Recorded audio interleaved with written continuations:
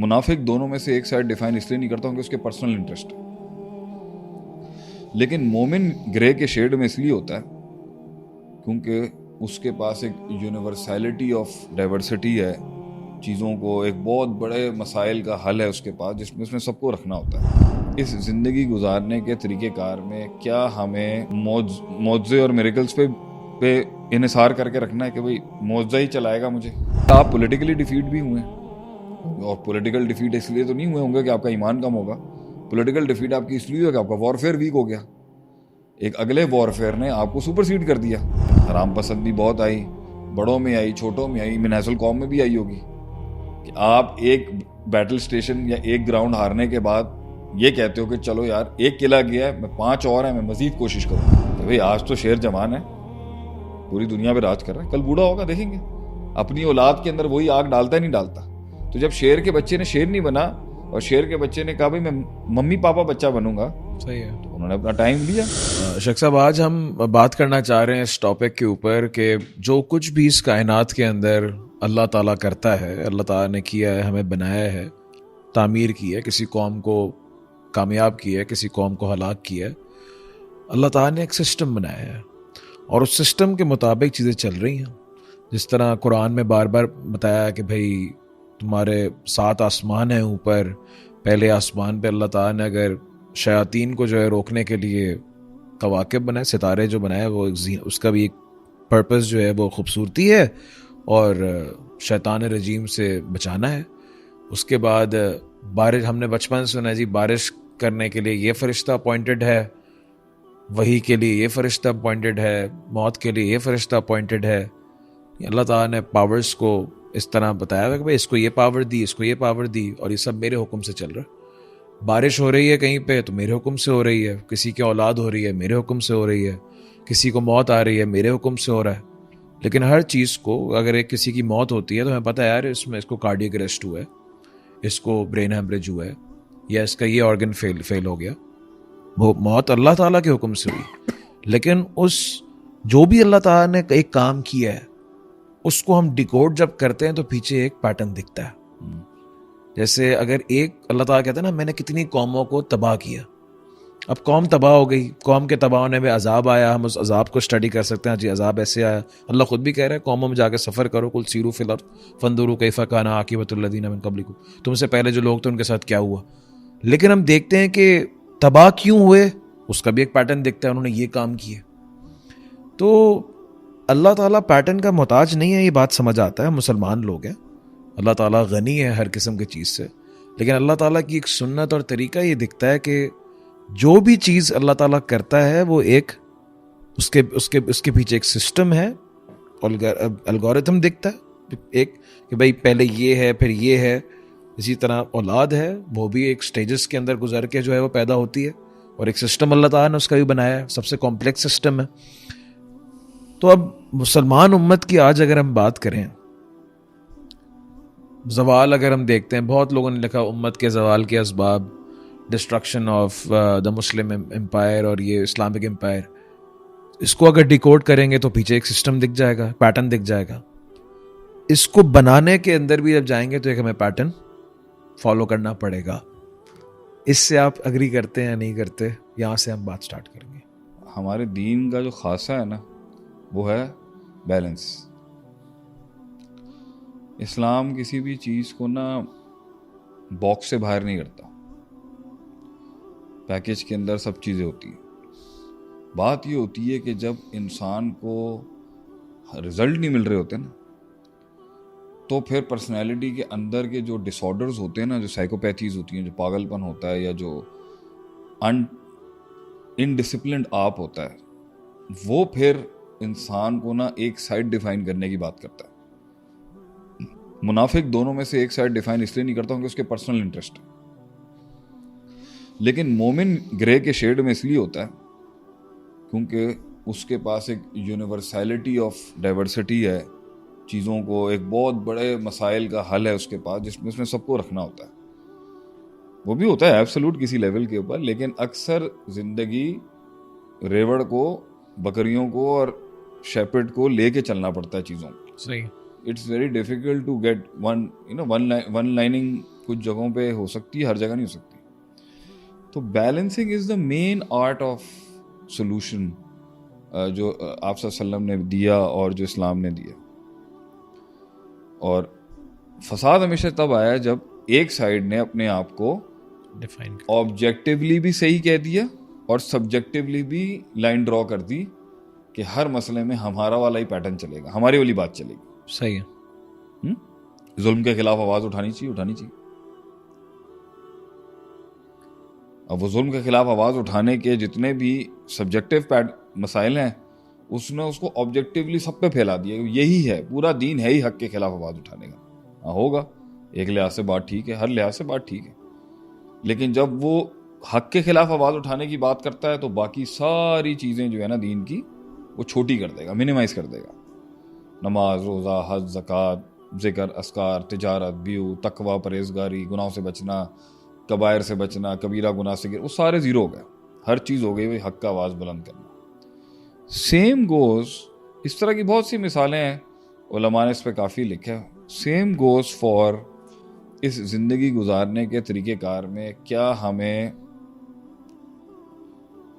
मौजे और मिरेकल्स पे इन्हिसार करके रखना है कि भाई मौजा ही चलाएगा मुझे.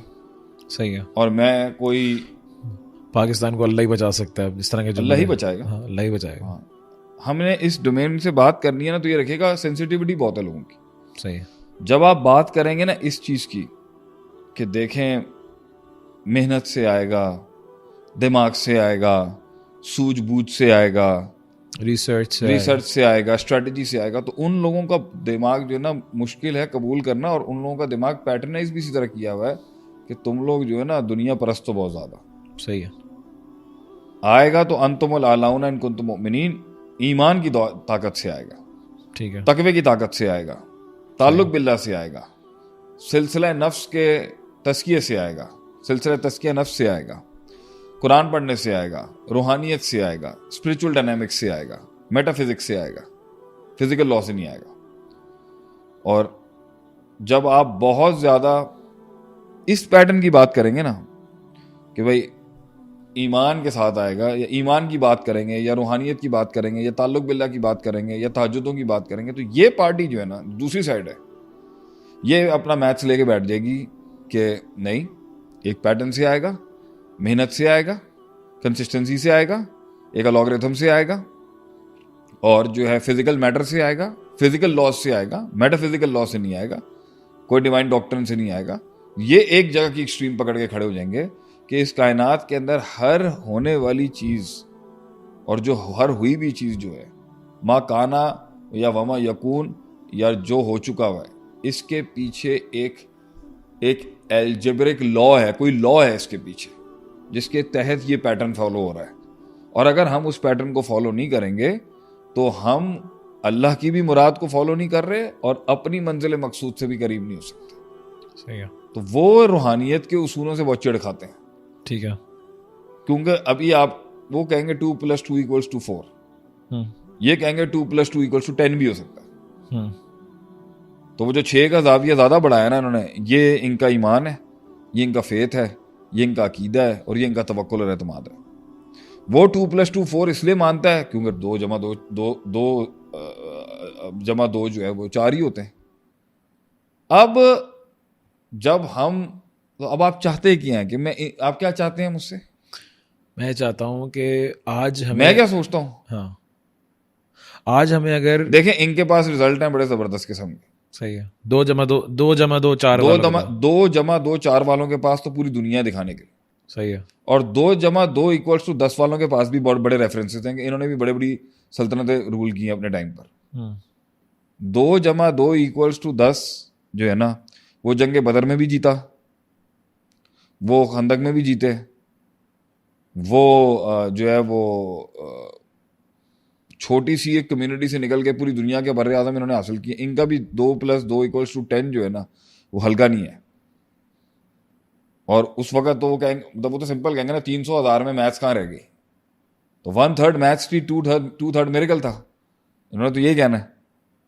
तो वो ये कह रहे हैं कि हम उस 2/3 को अचीव करें ना भाई. आपका 1/3 जो है, हम भी आज अगर 1/3 पे खड़े हैं तो 2/3 तो आना ही अल्लाह की तरफ से। अच्छा ये लोग, और जो यहाँ पे खड़े हैं वो कहते हैं 3/3 जो है, 3 के 3 हिस्से जो हैं वो प्योर मेहनत है, प्योर स्ट्रगल है, प्योर रिसर्च है, प्योर टाइम देना है, प्योर डिसिप्लिन है, प्योर एक फॉर्मेट है, प्योर एक प्रोसीजर है, एक सिलसिला है, उसको फॉलो करेंगे, वही रिजल्ट आप सब पे अप्लाई करेंगे। 2 + 2 = 4 एक कंसिस्टेंट स्ट्रीक है जो आपको हमेशा ही रिजल्ट देगी। सही है। अब मसला यहाँ पर यह है कि अदिल साहब क्या चाहते हैं कि हम उम्मत के जवाल के लिए इन दोनों के पॉइंट ऑफ व्यू से हल बताएं, डायग्नोज करें, क्या क्या चाहते हैं? हाँ, एक लाहेमल होना चाहिए, एक लोगों को पता होना चाहिए ना कि जब भी कोई भाई जब ये लोग आपका कथारसिस करेंगे ना बैठ के, हम्म दुनियादार लोग हैं जो प्योर मैथ्स वाले लोग, वो तो स्ट्रेट फॉरवर्ड, उनके पास तो 10 बड़े उसूल हैं आपके जवाल के जिसके तहत वो कहेंगे आप गेम से आउट हो गए आप। इसलिए number 1, the golden era of Islam जिसे आप कहते हैं। अच्छा हम इतने मैक्रो पे बात करेंगे, आम आदमी की जिंदगी में इसको कैसे आप अप्लाई करेंगे? अप्लाई करेंगे शेर, अप्लाई उससे करेंगे। पूछिएगा मुझसे। जी जी बिल्कुल बिल्कुल आप करेंगे। टोटलियन पे जाएंगे, एक आम आदमी का मसला आएंगे, एक बिजनेस पे भी आएंगे, एक फैमिली के भी आएंगे, सब आएंगे इंशाल्लाह। आपका एक बड़ा एरा है भाई जिसमें आपके रिसर्चर्स जो हैं वो दुनिया जहाँ में घुसे हैं, हर मसले में गए हैं। जो फाइल आ रही है R&D की, डेवलपमेंट की, इन्वेंशंस की और इनोवेशंस की, उस पर आपका सिग्नेचर हुआ हुआ है। तो अचानक आप ड्रॉप डाउन डेड हैं, बिल्कुल लीग से ही बाहर हैं बिल्कुल आप। ये पार्टी जब आपको देखेगी ना वो ये कहेगी भाई कि टेबल्स टर्न हुए हैं क्योंकि आपको पॉलिटिकल डिफीट हुई है। सही। आपका एक रीजन आज मेन स्ट्रीम के ऊपर आपका नाम नहीं इसलिए आता हूं कि आप पॉलिटिकली डिफीटेड हैं, आप मिलिटरीली डिफीट हुए हैं कुछ अरसा पहले और दूसरी फोर्स आप पे गालिब हो गई। नंबर 2, उसके बाद भी आपने कोई रूलिंग पार्टी के साथ हाथ नहीं मिलाया, सही। आप ऑपोजिशन में ही खड़े रहे, तो उसने आपको मजीद मारा और आपको मजीद कर्टेल कर दिया। दूसरी कौमें जो थी वो मुनाफिक कह लें या समझदार कह लें कि जब उनके ऊपर एक रूलर आया तो उन्होंने आके उसके साथ कंसोलिडेट करके सर्वाइवल की गेम की चीज़ें सीखी, उनके साथ काम भी किया और अपना भी कुछ बनाते रहे। मतलब आप खुद सोचें ना कि जर्मन सूअर्स में रहने वाले लोग जो थे, वो जूस जो थे, आज पूरी दुनिया पे राज करते हैं। कभी प्रोसीजर फॉलो किया ना उन्होंने, इतनी हिटलर ने तो उनकी कौम ही खत्म कर दी पूरी, मगर वो लगे रहे, काम करते रहे मजबूरियों के अंदर, कंसिस्टेंसी रहे। और ये वाला जुमला तो वो हमेशा ही कह दिया करते थे कि भाई बस अनकरीब। तो नंबर 2 भाई आप पॉलिटिकली डिफीट भी हुए हैं, और पॉलिटिकल डिफीट इसलिए तो नहीं हुए होंगे कि आपका ईमान कम होगा, पॉलिटिकल डिफीट आपकी इसलिए हुआ कि आपका वॉरफेयर वीक हो गया। एक अगले वॉरफेयर ने आपको सुपरसीड कर दिया जो उनकी वॉर टैक्टिक्स थी। तो जब आप जंगी लिहाज से भी हारे हैं, सल्तनतें हारे हैं, पॉलिटिकली हारे हैं, तो ऑब्वियसली बात है जब मास्टर्स ही बदल गए ऊपर बैठे हुए, तो फिर वो पूरे सिस्टम पे उसका एक कंपनी ने आके एक इलाके को फतह कर लिया तो वो अपने नॉर्म्स पे, फिर उसके बाद आप भी टॉकिंग टर्म्स पे नहीं आए, कंसोलिडेटिंग टर्म्स पे नहीं रहे, आपका एक बड़ा फैक्शन लड़ता रहे और हमेशा आपने आपके ऊपर जो भी रूल करने आए आपने उनको ये फील कराया कि हम हैं और कभी भी तुम्हारे खिलाफ खड़े हो सकते हैं। ठीक है। तो वो हमेशा इनसिक्योर रहा आपसे, इसलिए उसने आपको और दबा के रखा और डाउन साइज करके रखा। नंबर 3, फिर आप में भी आराम पसंदी बहुत आई है। ठीक है। आराम पसंदी बहुत आई, बड़ों में आई, छोटों में आई, मिनासल कौम में भी आई होगी कि आप एक बैटल स्टेशन या एक ग्राउंड हारने के बाद ये कहते हो कि चलो यार एक किला गया है, मैं 5 और हैं, मैं मजीद कोशिश करूंगा। आप 2 किले हारे हैं, आपकी जब मेंटल सल्तनत गिर जाती है तो ओवरऑल ही गिर जाते हैं आप। नंबर 3, फिर नंबर 4 ये भी हुआ है कि आपके फिर बहुत से लोगों ने हाथ भी इस तरह मिलाए हैं कि ईमान ही बेच डाला फिर। ठीक है। मतलब आपकी टॉप बेंचेस जो आई होंगी पिछले 300-400 सालों के अंदर, उन्होंने गोरी सरकार के साथ हाथ मिलाए होंगे, सौदे किए होंगे, प्योर सजदे दिए होंगे, जिसकी वजह से आप जो है वो यानी ईमान भी नहीं जगह, ये तो ईमान की बात ही नहीं करेंगे ना, नहीं, इन्होंने तो पूरी स्ट्रैटेजी की बात करनी है। तो रूलिंग पावर्स जो थी उनका ट्रस्ट नहीं लिया आपने, उनके थ्रू आपने एक स्पेशल इंटरफेरेंस नहीं की उनके सिस्टम्स में, सीखा नहीं उनसे कि एक ब्रिटिश एम्पायर दुनिया के अंदर इंग्लिश हराम थी हमारे यहाँ, हाँ, इंग्लिश हराम थी। इंग्लिश हराम कह लें, उनके साथ मिलके काम करना, मतलब अब आ गई ना वो पार्टी। तो जब दूसरी कौमों को अगर आप स्टडी करते, ये लोग क्या कहेंगे, जब अगले हारे हैं तो वो आपके साथ हाथ मिला के आए, आपसे सीखा है उन्होंने। बगदाद में कह लें, कार्डोबा में, कहीं पर भी कह लें आप, वेर एवर था, वो आए, वो आपके गुलाम बने। जानेसार्स जो थे वो आप उन्हीं की कौमों के बच्चे उठाते थे और उनको अपने हाई क्लास वॉरियर्स बनाते थे। उन्होंने गुलामियां की हैं आपकी, और उन्होंने सीखा है आपसे, और आपकी वीकनेसेस भी स्टडी करते रहे वो। सही। और वो फाइल बनाते रहे और वेट करते रहे कि भाई आज तो शेर जवान है, पूरी दुनिया पे राज कर रहा है, कल बूढ़ा होगा, देखेंगे। अपनी औलाद के अंदर वही आग डालता है, नहीं डालता। तो जब शेर के बच्चे ने शेर नहीं बना और शेर के बच्चे ने कहा भाई मैं मम्मी पापा बच्चा बनूंगा, सही है, तो उन्होंने अपना टाइम लिया। और जैसे उन्होंने देखा भाई अब सक्सेशन प्लानिंग इतनी स्ट्रॉन्ग, मुसलमानों में जब ये नहीं थी, तो जब अबू बकर ने कैरी किया, उमर ने कैरी किया, फिर जब कैरी करता रहा तो वो बढ़ती रही, चाहे अंदर आपके जितने कॉन्फ्लिक्ट रहते। तो ये वाली पार्टी जब उम्मत का उरूज और जवाल देख रही होगी ना, तो वो स्ट्रैटेजीज देख रही होगी। सही है, स्ट्रैटेजीज देख रही होगी, हार्डवर्क देख रही होगी, डिसिप्लिन देख रही होगी, R&D देख रही होगी, रिसर्च देख रही होगी, और मॉडर्न मीन्स ऑफ डेवलपमेंट और एवोल्यूशन के अंदर, जिद्दत के अंदर आप कहाँ खड़े हुए थे। ये आपके फेलियर को हमेशा किसी वेसल या मीडियम से जोड़ेंगे, और ये गलत नहीं है। और कितने अकोमोडेटिव थे आप भाई। जब आप हारे हैं तो सेकेंड लाइन ऑफ स्ट्रैटेजी क्या होनी चाहिए? क्या आप हार ही जाए? नहीं, आप फिर उस पावर के साथ टॉकिंग टर्म्स में आते हैं ना जी, कि भाई हमारे लिए इतना स्पेस दे दें, हम इतनी मार बर्दाश्त कर लेंगे और आपको भी इतना देंगे। तो फिर आप एक नई स्ट्रैटेजी बनाते हो भाई कि अब मैं इतना पावरफुल नहीं हूं, एक गद्दी से 100 से 30 पे आ गया हूं, तो भाई अब 30 के ऊपर अपने आर्सेनल को बचा के इनके साथ अब मजीद हमने चलना है। अब उस जंग के लिए जहां से मैं इस 30 को 60 तक पुश करूंगा, मुझे हो सकता है 30-40 साल लग जाए। ठीक है, अल्लाह के नबी ने सुलह हुदैबिया कर ली, 10 साल की सीज फायर कर ली। हाँ, तो इनकी ये आपको जज करेंगे आपके जवाल को आपकी स्ट्रेटजीज की वजह से, आपकी इनडिसिप्लिन होने की वजह से, आराम पसंदी की वजह से, प्योर एवोल्यूशन ना होने की वजह से, एवोल्यूशन नहीं होने की वजह से, आपने ग्रो ही नहीं किया, आपने सीखा ही नहीं, आपने कंट्रीब्यूट नहीं किया, आपने लैंग्वेज नहीं सीखी, आपने आशियां देख के आपने जो है उनके इल्म को माना ही नहीं, और आप उस जोम में बैठे रहे कि भाई हम नवाब हैं। तो वो ले गए